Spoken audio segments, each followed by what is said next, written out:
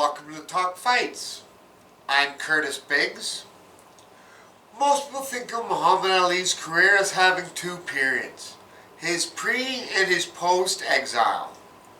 His pre-exile being from his professional debut in 1960 following winning gold at the Rome Olympics of the same year, to his being banned from boxing in 1967 after refusing induction into the military. And his post-exile, of course, being after his return 3.5 years later. Who knows what we could have seen from Ali in the ring during that period. Now, he did what he thought was best and stood by it, and I have nothing but respect for that. But imagine what we might have missed.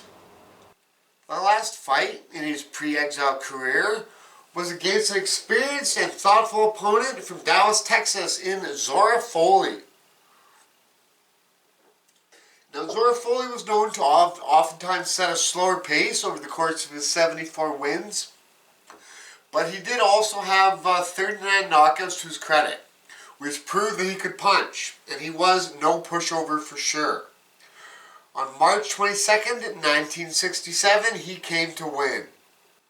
At this point, Ali was 25 years old and held a perfect 28-0 record, having already knocked out a who's who of the heavyweight division, such as Sonny Liston, Floyd Patterson, Cleveland Williams, and Archie Moore.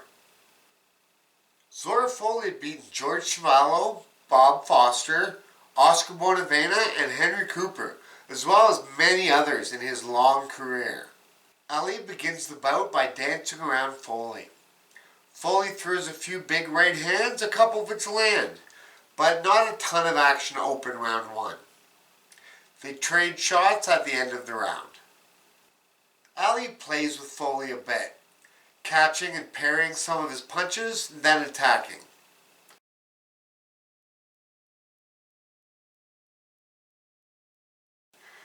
Here you see Ali turn his head and shoulders slightly, avoiding a right hand from the challenger, nicely slipping out of the way of a solid shot. At some points, the champ keeps his hands high, probably out of respect for Folley's power. You also see him bring his hands back to his waist and throw from there, which is more like his usual style. Ali jabs, then lands a nice right. Zora Folley also jabs and lands a nice right to Ali's body. He's been throwing quite a few body shots, trying to take away some of the speed advantage held by the champion. Ali lands another solid right hand. He jabs and tries to hit Folley with a chopping right that misses, but cracking him on the chin with the jab a moment later. They move around each other. Then Ali hits him with a big right hand that spins him halfway around. Another left and another right put Zora face down on the canvas.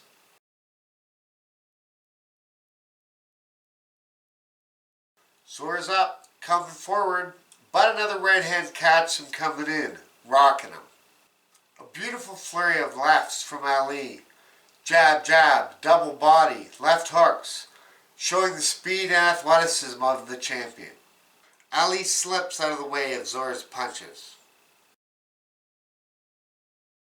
Early into the 5th round, Ali stabbed at him with his trademark straight right. Zora isn't defenseless though.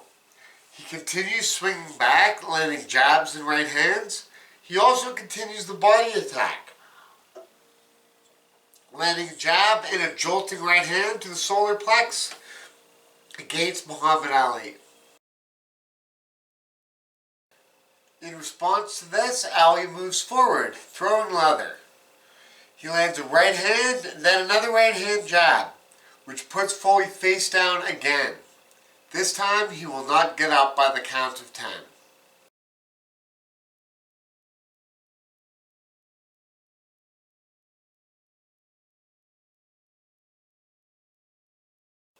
Let's look at that combo again. So fast, really lightning fast punches. It's hard to really even tell what he hit him with until you slow it down. Really not a bad bout. Very entertaining and beautiful work by the champ as always. Zora Folley would fight 10 more times after the Ali fight, losing only 3, winning 3 by knockout as well. He would retire in 1970 and die only a couple years later in 1972 at the age of 40. Ali, as I mentioned, would be laid off for another 3.5 years, and upon his return would reach heights never seen by an athlete. Many of those fights, just fantastic battles. Some of them I will certainly chronicle in future episodes of Talk Fights. See you at the fights. Alright. Yes! My secret power is sadness.